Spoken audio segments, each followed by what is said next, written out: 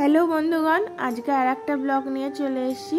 আজকে ওয়েদারটা দেখো, সকাল থেকেই মেঘলা আর ঝোড়ো হাওয়া দিচ্ছে। হাওয়াটা দিচ্ছে একদম এলোমেলো হাওয়া। সকাল থেকেই আকাশের মেঘটা ভেসে যাচ্ছে, কি সুন্দর দেখতে লাগছিল। জানলা খুলে রেখে দিয়েছি। এই 11টার সময় ঝড় উঠলে কি হবে জানি না। মা আছে ওই ওখানে শুয়ে আমাদের পাহারা দিচ্ছে, বসে আছে।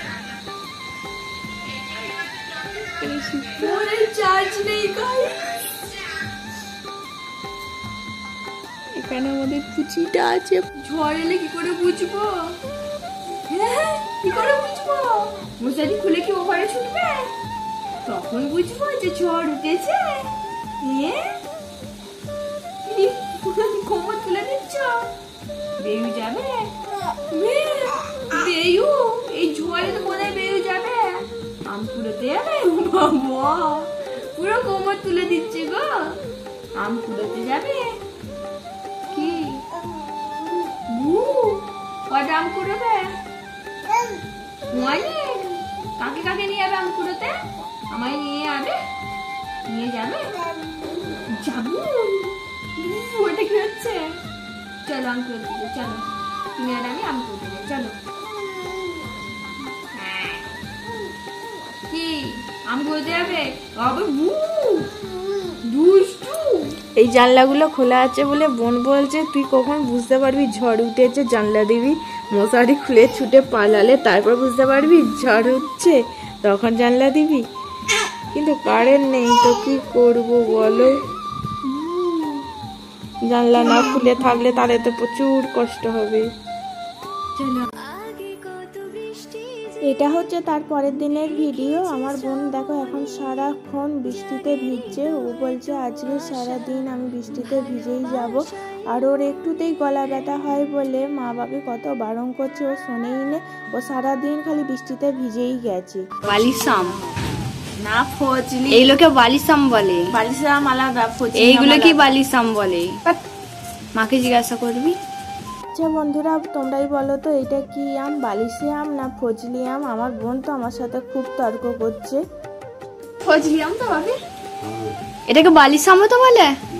তাহলে কোনটাকে বলে? আলাদা। বালিসাম কোনটাকে বলে? এই বৃষ্টি মেঘলার দিনে খিচুড়ি না খেলে হয়, সেই জন্য বাপি বলে গিয়েছিল আজকে খিচুড়ি করবে।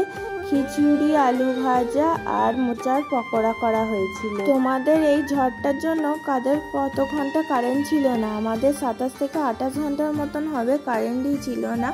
অনেক জায়গায় সকালেই চলে এসেছিল, ঝড়ের পরের দিন যাতায়াত করছিল কারেন্ট, কিন্তু আমাদের আসেই না। তারপরের দিন রাত্রির 3টের সময় এরকম করে হবে, রাত নয় ভোরই হয়ে যাবে কারেন্টটা এলো। খাবার আগে আমগুলো ছাড়িয়ে নিয়েছিলাম, এখন বসে গেছি আমগুলো ভালো করে গ্রেড করে নেওয়ার জন্য। মা বলল পুরোনো আম বাপি কুড়িয়ে এনেছে, সেই আমগুলো দিয়ে জেলি করা হবে। আর এই আমগুলো ছিল ফজলি। এবছর তো আমাদের আমই হয়নি, পুরোনো আম বাপি অল্পই পেয়েছে, সেই জন্য মা বললো জেলি বানায়।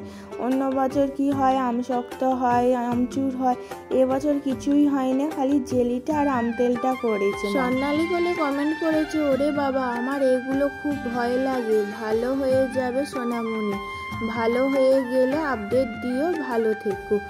এখনো পর্যন্ত পায়ের ফুলোটা একটু হলেও কমেছে, আর ওষুধ তো খাচ্ছে, ডাক্তার লিখে দিয়েছে। আচ্ছা পরে তোমাদেরকে একদিন ভিডিওতে দেখিয়ে দেবো। এইদিকে দেখো তোমাদের কমেন্ট পড়তে পড়তে আমার সব আমগুলো গ্রেড করা হয়ে গেছে। 9-10টা মতন হবে আম ছিল, শুধু ফজলি আম নয়, অনেক রকমের আম মিশিয়ে সব আমগুলো গ্রেড করে নিয়েছি। আর রাত্রিরে মা জেলিটা বানাবে। আমরা যখন গ্রেড করছিলাম খুব হাতে প্রেসার পড়ছিল, আর অনেকক্ষণ ধরে করছিলাম বলে হাতে দেখো অনেকটাই সিটে পড়ে গেছে। সেইটাই আমি বোনকে বলছিলাম দেখ অনেকক্ষণ ধরে করছি বলে হাতটা খুব ব্যথা করছে। মা অনেকক্ষণ ধরেই বসেছিল কারেন্টের অপেক্ষা, কারেন্ট আর আসে না, সেই জন্য মা এখানে রান্না করতে চলে এসেছে। এমার্জেন্সি ল্যাম্পগুলো যেগুলো ছিল সেগুলো সব ডাউন হয়ে গেছে, রান্না তো করতেই পারতো না। বাপি বলছে আমি দোকান থেকে আর একটা ল্যাম্প এনে দিচ্ছি, তাও তোমাদেরকে রান্না করতেই হবে, সেই জন্য মা এখানে জেলিও বসিয়ে দিয়েছে আর রুটিও করা হয়ে গেছে। এই ছিল আজকের ব্লগ, তোমাদের কেমন লাগলো জানিও। টাটা।